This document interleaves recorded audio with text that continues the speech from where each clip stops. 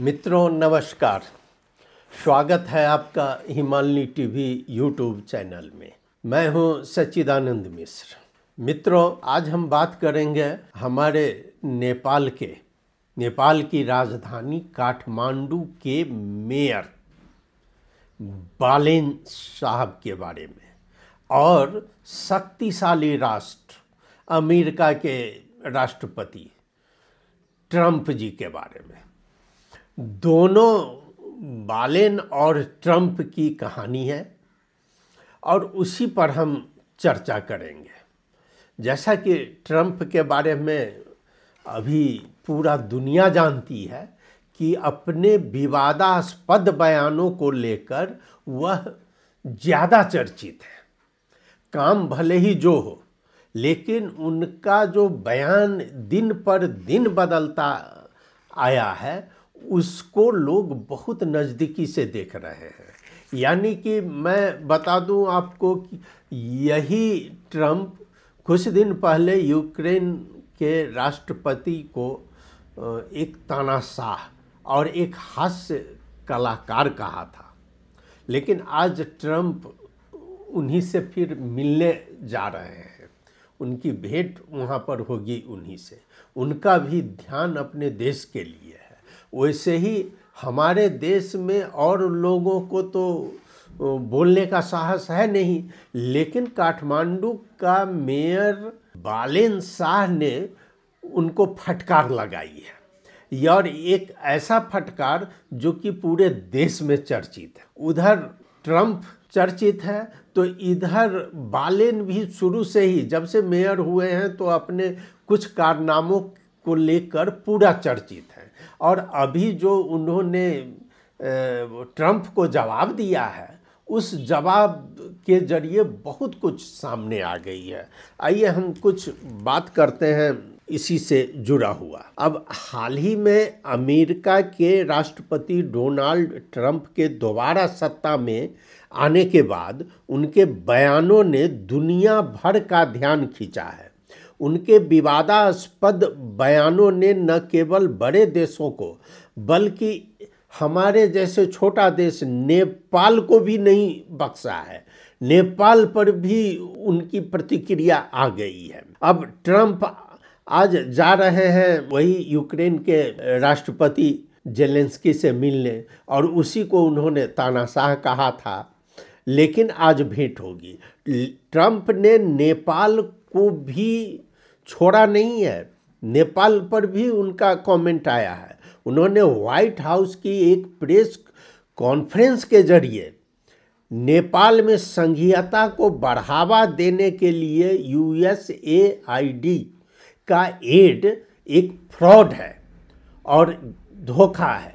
यानी कि उनका कहना था, उनका संकेत यह था कि संघीयता नेपाल में धोखा है, संघीयता फ्रॉड है और वह एड बेकार है। उस एड को रोकने की बात वहाँ से आ गई है और यूएस एड जो है उसको बंद कर दिया गया है। मैं बता दूं, यूएस एड से इतने लोग प्रभावित हो गए हैं नेपाल में, जो कि काठमांडू से बाहर और काठमांडू में भी। आज काठमांडू में अगर किसी भी एरिया में चले जाइए तो यूएस एड से संचालित कुछ संस्था और कुछ लोग आपको इफेक्टिव नज़र आएंगे और वो सब दिखते रहेंगे कि भाई अब कहीं पर मकान खाली है तो कहीं होटलों में बाहर जाइएगा। काठमांडू का होटल तो ठीक है, लेकिन छोटा छोटा शहर का होटल तो यूएस एड से चलता था, उसी के कर्मचारी से चलता था। अब उस सब को मुश्किल हो गया है, चूँकि यह पैसा आना बंद हो गया है और सभी और जो उस पर आश्रित थे उससे त्राही त्राही अब हो रहा है। अब इसी में बताया जा रहा है कि संघीयता पर यह एक प्रहार है ट्रंप का। मैं आगे बताता हूं कि व्हाइट हाउस की प्रेस कॉन्फ्रेंस में नेपाल में संघीयता को बढ़ावा देने के लिए यूएस एड का समर्थन धोखा है और जैविक विविधता संरक्षण के लिए 19 मिलियन डॉलर का एड, जिसको कि उन्होंने अब बंद कर रखा है। यानी कि उसको बेकार कह दिया है ट्रंप ने। ट्रंप के इस बयान से चारों ओर प्रतिक्रिया हो रही है। नेपाल में भी कुछ लोग ट्रंप के बयान से खुश हैं, वो खुश दिखते हैं, और कुछ लोग नाराजगी दिखा रहे हैं। अब इस माने में आपको बता दें कि हमारे वर्तमान प्रधानमंत्री केपी शर्मा ओली को भी घसीटा गया है। बताया जा रहा है कि उनके उस बयान को आज याद किया जा रहा है जिसमें कि कभी केपी शर्मा ओली ने कहा था कि राजतंत्र का उन्मूलन बैलगाड़ी पर चढ़ के अमेरिका जाने के समान है। यानी कि इस स्टेटमेंट को अभी लाया गया है और बताया जा रहा है कि केपी शर्मा ओली का मौन स्वीकृति है और वो राजतंत्र के पक्ष में है, यानी कि संघीयता का विरोध में है। संघीयता के बारे में अभी भी देखा जा रहा है कि जैसे जैसे संघ सरकार को चारों ओर से असंतुष्टि आ रही है, उसका डिमांड आ रहा है, उस डिमांड को केपी शर्मा ओली फुलफिल नहीं कर रहे हैं। इसलिए बताया जा रहा है कि ट्रंप के इस बात से हमारे प्रधानमंत्री खुश नजर आ रहे हैं और वो संघीय सरकार को एड देना में कोई दिलचस्पी नहीं दिखा रहे हैं। इसलिए ये केपी शर्मा ओली को इसमें घसीट के रखा गया है। वहीं दूसरी ओर आपको बता दें कि राष्ट्रीय प्रजातंत्र पार्टी आरपीपी, जो शुरू से ही संघीयता के विरोधी है और राजतंत्र के समर्थक है, वह खुलकर माने अपनी खुशी व्यक्त कर रही है ट्रंप के इस बयान से, और उनको लग रहा है कि ट्रंप अब नेपाल में राजतंत्र को स्थापित ही कर देगा। इसी तरह का खुशी आ रही है रापरापा से। लेकिन इस सब के बीच हाल ही में काठमांडू महानगर पालिका के मेयर बालेन शाह ने ट्रंप को करारा जवाब दिया है। इस तरह का जवाब है कि चारों ओर बालेन चर्चित है। मेयर बालेन शाह ने तंज कसते हुए कहा है कि ट्रंप के बयान ने नेपाल को यह एहसास दिलाया है कि वह अमेरिका से बेहतर है। यह देखिए, यह बहुत बड़ी बात है जो बालेन ने ट्रंप को कहा है कि तुम्हारे देश से हम कहीं अच्छे हैं, यानी कि हम गरीब हो सकते हैं और गरीबी के कारण तुम हमारा मजाक मत उड़ाओ। बालेन ने तर्क दिया कि अमेरिका की समृद्धि वहाँ के नागरिकों की मेहनत से नहीं बल्कि दुनिया भर से लोगों के आए हुए और लोगों के परिश्रम से, जो दुनिया भर के लोग वहाँ जाकर मेहनत किया है, उस मेहनत से हुई है। बालेन ने कहा है कि नेपाली का अमेरिका पलायन नेपाल की गरीबी का कारण है, और उन्होंने यह भी कहा कि आलसी अमेरिकी बिना वैश्विक प्रतिभाओं के अपना देश नहीं बना सकते हैं। यह बहुत बड़ी बात है जो कि बालेन ने सीधा कहा है ट्रंप को कि तुम्हारे यहाँ के लोग लेजी होते हैं, सुस्त होते हैं, उनमें काम करने की क्षमता नहीं है, दूसरे की मेहनत पर चलता है। यह एहसास बालेन ने दिखाया है ट्रंप को। उनका कहना है कि आलसी अमेरिकी बिना वैश्विक प्रतिभाओं के अपना देश नहीं बना सकते। इसके साथ ही बालेन ने कहा कि डाइवर्सिटी वीज़ा पर प्रतिबंध लगाने की ज़रूरत है। उन्होंने सलाह दिया ताकि दुनिया अपने काबिल नागरिकों को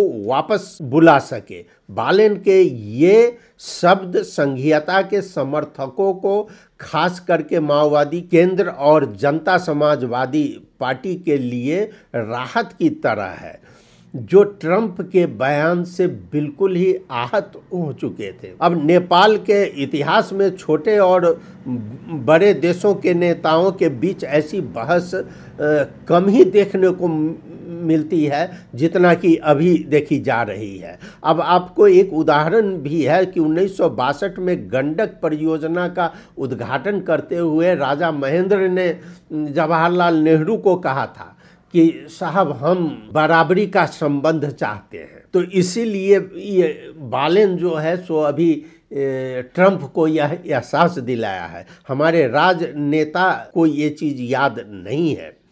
अब यही है बालेन का यह जवाब, भले ही ट्रंप के लिए उतना मतलब नहीं रखता हो, लेकिन इसने बालेन की छवि को बहुत ही मजबूत कर दिया है। बालेन पहले भी अपने रचनात्मक अभियानों के लिए चर्चा में रहे हैं। नदियों के 20 मीटर दायरे में निर्माण रोकने का उनका जो फैसला सुप्रीम कोर्ट ने समर्थन जताया था, उससे बहुत चर्चित हुए। शुरुआत में उनकी आलोचना हुई, लेकिन भारी बारिश में इमारतों के डूबने के बाद उनकी दूरदर्शिता की प्रशंसा की गई। अब इसी तरह के कई सवाल उठते हैं। संघीयता इस सब में निशाने पर रही है।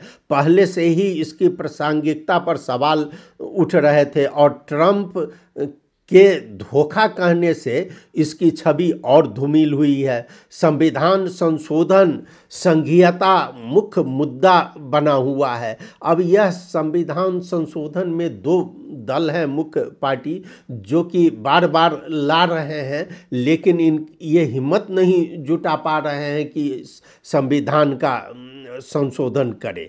आपको हम कुछ और डाटा दे रहे हैं कि अमेरिका ने डोनाल्ड ट्रंप की दूसरी बार राष्ट्रपति बनने के बाद 20 जनवरी 2025 से लेकर अब तक 26 फरवरी 25 तक विभिन्न रिपोर्ट्स के आधार पर जो वहाँ से नेपाली को भेजा गया है, तो अब तक जो डाटा दिख रही है उसमें 20 से लेकर 23 नेपाली नेपाल में आ चुके हैं, उनको भेजा गया है।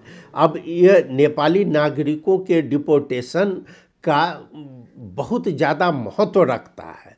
प्रशासन की वहाँ की प्रशासन की सख्त आव्रजन नीतियों की हिस्सा है, जिसके तहत अवैध रूप से जो वहाँ रह रहे हैं लोग, उनको नेपाल में भेजा जा रहा है। एक अनुमान लगाया जा रहा है कि भले ही अमेरिका में जो अभी आंकड़ा दिया गया है उसमें ICE से, तो उसमें बताया जा रहा है कि टोटल 1365 नेपाली नागरिकों को डिपोर्टेशन के लिए चिन्हित करके रखा गया है, जो नेपाल भेजा जाएगा। आपको बता दें कि 2022 में प्यू रिसर्च सेंटर के अनुसार अमेरिका में कुल अवैध अप्रवासियों की संख्या लगभग 11 मिलियन थी, जिसमें नेपाली भी शामिल है। हालांकि इनमें से नेपाली नागरिकों की स्पेशल संख्या स्पष्ट रूप से उल्लेखित नहीं है, लेकिन जनवरी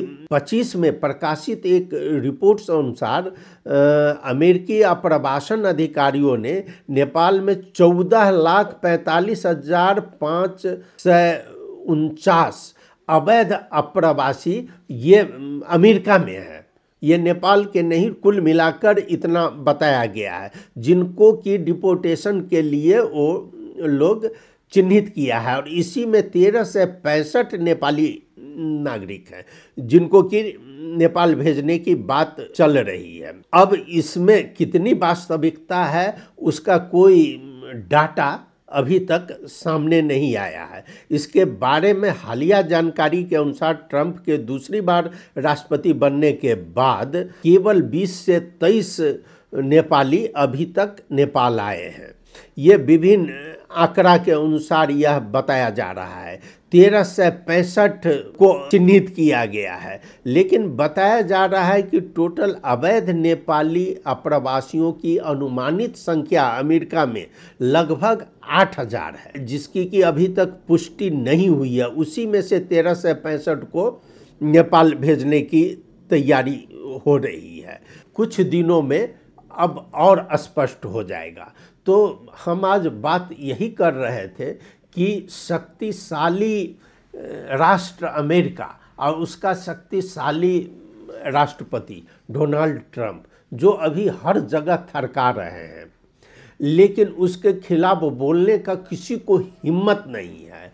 और वह हिम्मत अगर जरा सी जुटाई है तो काठमांडू के मेयर बालेन शाह ने, जो उनको इस तरह जवाब दिया है जो उनको फटकार लगाई है बालन शाह ने, इससे निश्चित रूप से नेपाली का हौसला बुलंद है। लेकिन यह देखने की बात है, यह कुछ प्रतीक्षा करने की बात है कि बालन शाह का रुख संघीयता के प्रति क्या है।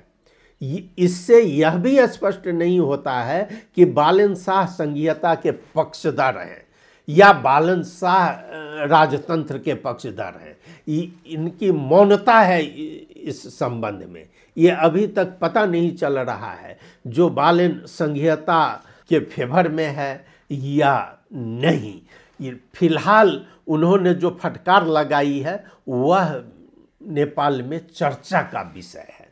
मित्रों, आपने सुना, बहुत बहुत धन्यवाद, नमस्कार।